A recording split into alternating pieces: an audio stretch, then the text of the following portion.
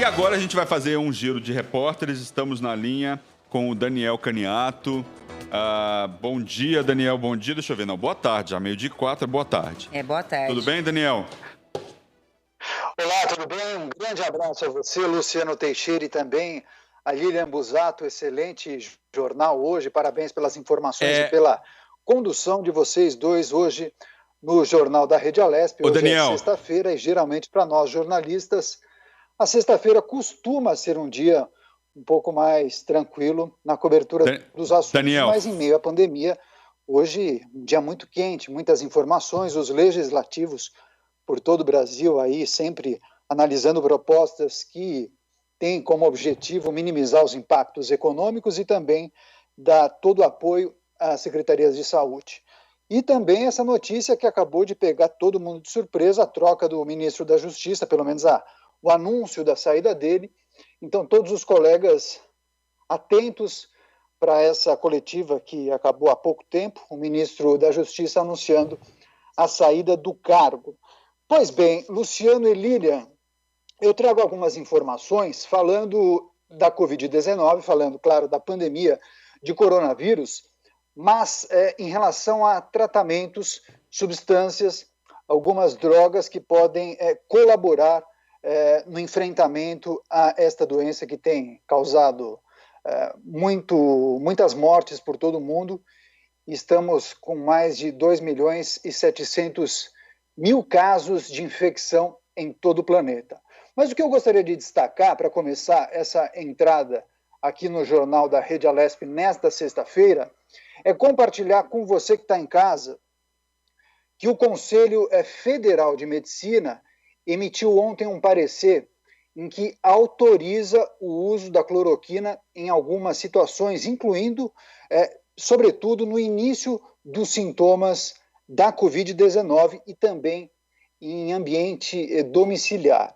Nesse parecer, o Conselho reforçou, isso é muito importante que a gente diga, reforçou o entendimento de que ainda não existem evidências sólidas da confirmação do efeito da cloroquina e também de um outro medicamento que é muito parecido, com nome também muito semelhante, que é a hidroxicloroquina, na prevenção do tratamento à Covid-19, mas que já é possível, já existem estudos que apontam a possibilidade de prescrição deste medicamento em algumas situações específicas. Inclusive, ontem, o presidente do Conselho Federal de Medicina... Daniel, não querendo te cortar, quais são as... você chegou a ler quais são as situações que liberam o uso da cloroquina? Sim, Lilian, importante pergunta, inclusive, quero compartilhar esses dados com vocês agora, porque o presidente do Conselho Federal de Medicina, ele inclusive deu uma coletiva ontem, o doutor Mauro Brito Ribeiro, e ele disse que essa droga pode ser administrada em 3 situações de casos confirmados da doença. Primeiro, para pacientes com sintomas leves, na fase inicial da doença, desde que seja descartada contaminação por influenza, H1N1 ou dengue. Na segunda fase, com sintomas mais severos, quando o paciente procura o hospital. E aí, na terceira opção, o terceiro item, destacado pelo Conselho Federal de Medicina, para o paciente em situação terminal ou com os sintomas de Covid-19 muito avançados, quando a situação é crítica. Por exemplo, quando o paciente está entubado e internado em terapia intensiva com lesão pulmonar e também inflamação sistêmica. E nesse último caso, o uso deve ser feito quando não existe mais possibilidade de tratamento terapêutico.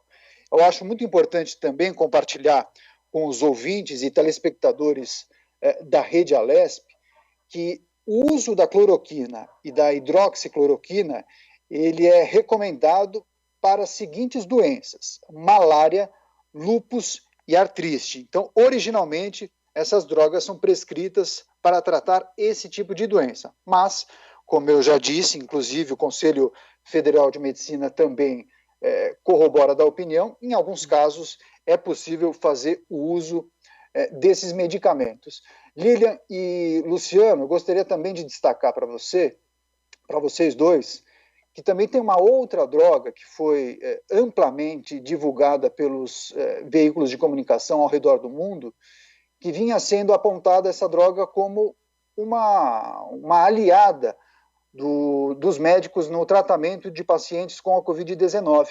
Trata-se de um antiviral que foi criado por um laboratório norte-americano e vinha sendo utilizado, e esses médicos acreditavam que os efeitos eram muito positivos no tratamento desses pacientes. Pois bem, esse antiviral de nome bem difícil, Remdesivir.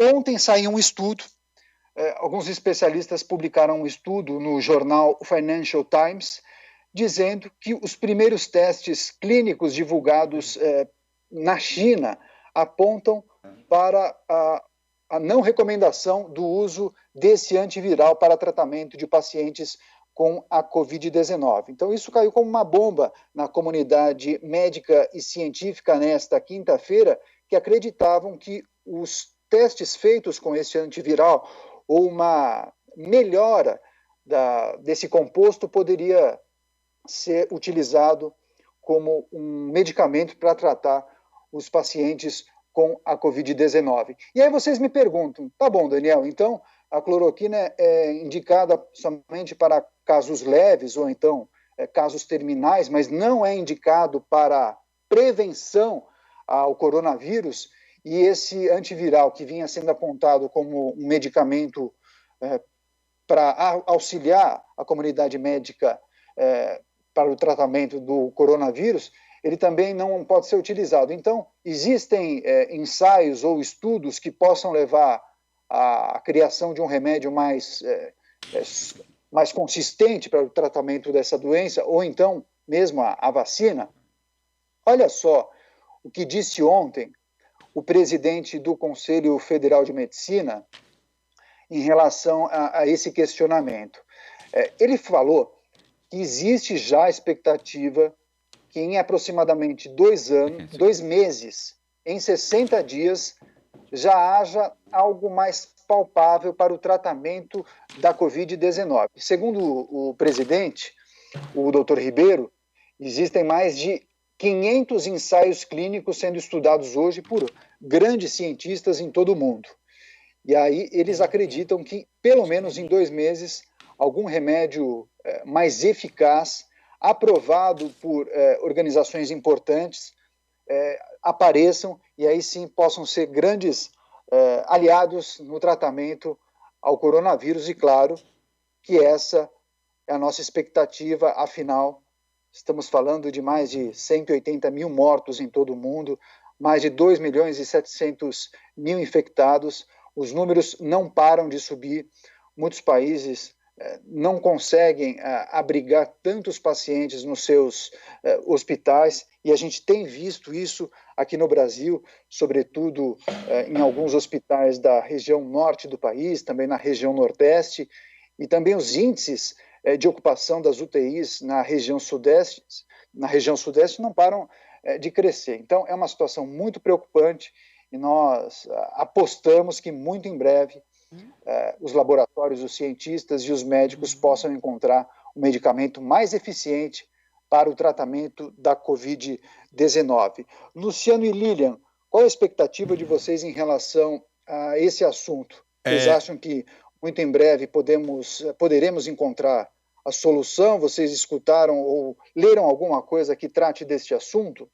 Daniel, a gente espera que sim, né? A gente hoje noticiou aquela pesquisa que está rolando lá na Inglaterra em relação à vacina. A gente espera que uma vacina apareça logo, mas a gente sabe que nesse caso demora, tem que ter estudo. Está todo mundo acelerando nesse momento e estamos todos torcendo para que apareça um medicamento eficaz, para que apareça uma vacina eficaz. Muita gente apostando na cloroquina, mas a cloroquina é um medicamento altamente complicado, a pessoa pode morrer, né, da cloroquina. Já temos aí notícias, por exemplo, um médico na Bahia que acabou morrendo, falecendo, porque ele se automedicou com cloroquina. A cloroquina pode causar cegueira, por exemplo.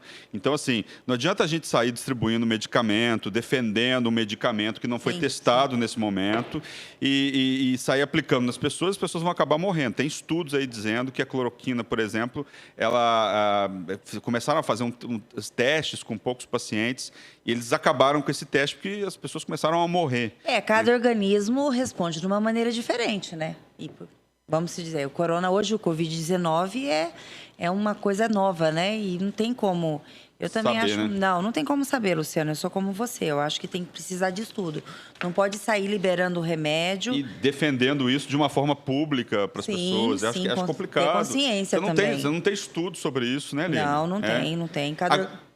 Não, pode falar, Lili, pode falar. Não, como eu te falei, cada organismo responde de uma maneira, sem ter uma certeza, não tem como você liberar, né? Não é porque serviu para um, vai servir para outra pessoa. Eu acho que no momento que nós estamos, tem que estudar. Não adianta. Daniel, eu queria fazer uma pergunta que eu estou com vontade de fazer desde que comecei a ver essa biblioteca aí. Porque eu apareço lá de casa, né, com aquela meia dúzia de livros que eu tenho, e você aparece aí com toda uma parede, né, cheia de livros aí. O que tem aí de bom nessa biblioteca aí atrás de você? Ele ganhou do Jeremias, né? O Jeremias tinha menos. Essa biblioteca não é minha, essa biblioteca é da minha mãe. Minha mãe é mestra e doutora, então ela naturalmente tem que ler demais. Leu muito já. E aí ela tem, eu acho que, muitos livros de pensadores, autores muito conhecidos, tem muitos livros de história também. Qualquer dia eu faço uma matéria para contar um pouco do conteúdo dessa biblioteca, com certeza. Agradeço demais a sua pergunta, Luciano, e certamente eu vou compartilhar com os colegas aqui da Rede Alesp nas próximas entradas, nos próximos telejornais, quem sabe algumas obras interessantes para compartilhar com vocês durante a quarentena. Que tal? Então, eu quero saber, sua mãe é mestre e doutora em quê? Eu também estou fazendo meu doutorado lá na USP, agora na ECA lá. Estou lá ralando aqui e ralando lá um pouco também. O que sua mãe ela é mestre e doutora em quê? Ciências sociais. Ah, legal, ciências sociais. Então tem muita coisa boa aí atrás. Bastante conteúdo, bastante conteúdo. Pois, o que você tem mais de notícia aí pra gente? Então, muitas coisas hoje pipocando aqui na internet. Eu acho importante, inclusive, que os nossos colegas, inclusive, conversem com os outros jornalistas, porque, assim, sexta-feira, como eu disse no início, sexta-feira costuma ser um dia um pouco mais tranquilo, deixando de lado a história da pandemia, porque as casas legislativas elas não funcionam, porque os parlamentares geralmente vão aos suas cidades, seus estados, para escutar as demandas da população, e aí as sessões geralmente acontecem às terças, quartas e quintas-feiras. Isso eu estou falando das casas legislativas, as câmaras municipais, as assembleias legislativas e também as casas federais, a Câmara dos Deputados e também o Senado Federal. Existem algumas coisas no âmbito federal que estão para pipocar, que estão para acontecer na próxima semana, e isso impacta no caixa dos estados, que é aquele projeto de socorro a municípios e estados que deve ser votado na próxima semana, naturalmente por conta da urgência do tema. Então, isso está no nosso radar. Brasília sempre com temas importantes nessa pandemia, então aguardamos a definição das casas legislativas para a conclusão desse projeto de socorro aos estados, porque a proposta votada pela Câmara é uma proposta que ultrapassou o teto imaginado pelo governo federal. O governo federal fez uma outra proposta com um valor inferior, então a gente tem que aguardar qual vai ser o desdobramento desse assunto, porque é muito importante para o dia a dia de estados e municípios que não têm recursos para atender todas as demandas por conta do coronavírus. Também outro assunto importante, que eu acho que mexe com a vida de todo mundo, vai ser essa definição de quem vai ser o substituto do ministro da Justiça, Sérgio Moro, viu, Luciano e Lilian? O Sérgio Moro era um dos ministros mais bem avaliados do governo Bolsonaro, mas em razão de um desacordo com a troca do chefe da Polícia Federal, o ministro Sérgio Moro optou em sair. Agora vamos aguardar e saber quem vai ser o substituto do ministro Sérgio Moro. Muitas pessoas têm falado que talvez seja o chefe da ABIN, que é a Agência Brasileira de Inteligência, e esse nome, inclusive, teria a simpatia do presidente Jair Bolsonaro. Enfim, muitas informações também no que tange o estado de São Paulo, que é naturalmente os assuntos que mais abordamos por conta dos temas que são abordados aqui na Assembleia Legislativa. Mas eu li hoje na Folha de São Paulo, inclusive depois apurei com alguns colegas, e de fato é verdade. Assim, o governador de São Paulo, muito prudente, manteve a quarentena até o dia 10, não cedeu às pressões de comerciantes para que fosse flexibilizada a quarentena já a partir do dia 1º, mas parece que outros setores também pressionam o executivo estadual para a reabertura de parte do comércio já a partir do dia 1º. Esses outros setores, além de comércio e serviços, seriam os setores da indústria automotiva e também o setor de turismo. Enfim, vamos aguardar. Todos os dias o governador de São Paulo, João Dória, faz uma coletiva em que são feitos alguns anúncios importantes e também ele discorre sobre a quarentena e sobre a relação do governo com os setores. Vamos aguardar hoje, né? Daqui a pouco, logo mais, começa a coletiva, a Rede Alesp sempre transmitindo ao vivo. Eu sempre acompanho a coletiva do governador João Dória pela Rede Alesp e parabenizo vocês pelo jornal de hoje. Muita informação, muita prestação de serviço. Parabéns, Luciano e Lilian, viu? Contem comigo. Então, vamos combinar duas coisas quando a gente estiver aqui, se você estiver entrando com a gente. Primeiro, eu quero saber o que tem de livro aí, que agora eu fiquei mais curioso ainda, né? Que é uma área que eu gosto, ciências sociais. E segundo, eu quero conhecer sua mãe também. Se a sua mãe não for tímida, eu quero que ela pareça. Quero bater papo com a mãe do Daniel também, ué. Ô, Daniel, num próximo dia ela poderia entrar no seu lugar para falar sobre um pouco do trabalho dela, né? Como mestre, ela tem bastante conteúdo para nos fornecer, para nos informar. Muito bacana isso. Obrigado pela participação. Obrigada, viu, Daniel, pela participação. Legal, muito obrigado. Um grande abraço a vocês. Bom jornal. Tchau, tchau. Grande abraço. Obrigado. Bem, em meio à crise